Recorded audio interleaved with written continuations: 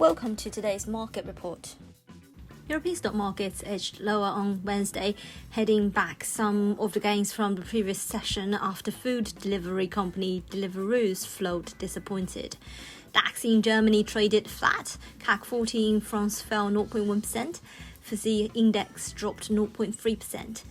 European stocks post strong gains on Tuesday, with the CAC 40 and Amsterdam's AEX hitting a new 52-week high and the DAX topping 15,000 points for the first time.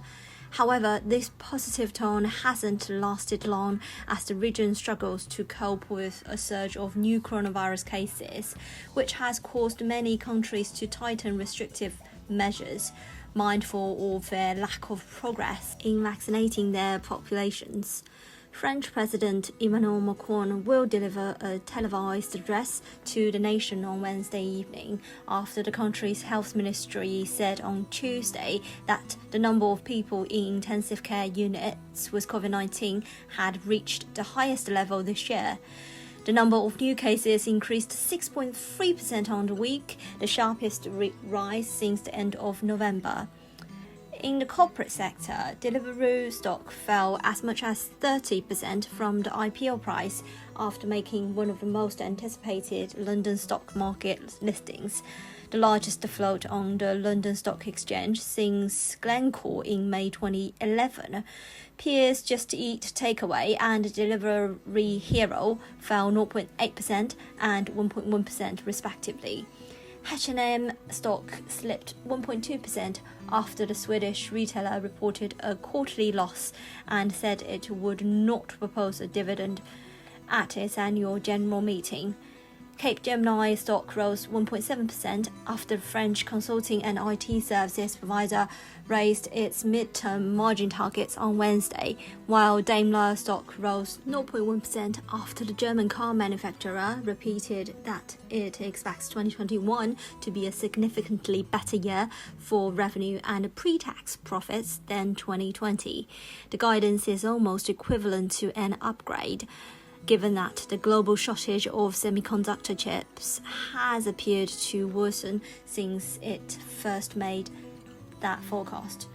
In economic news, UK GDP grew by 1.3% between October and December last year from the previous 3-month period, an improvement from an earlier estimate of 1% growth, while the German unemployment rate remained at 6% in March. Oil prices rose on Wednesday ahead of Thursday's meeting of the OPEC+, which is set to decide production levels into May.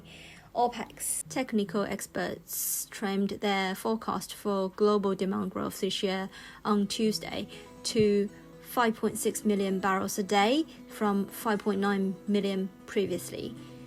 US crude futures traded 0.4% higher at $60.99 per barrel. Brent rose 0.4% to $64.45 per barrel.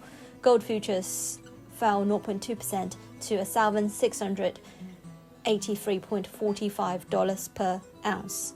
On the FX front, the GBP-USD pair remains unfazed above 137 in reaction to the upbeat UK economic data. The spot was last seen trading at 1.3724, still down 0.12% on the day.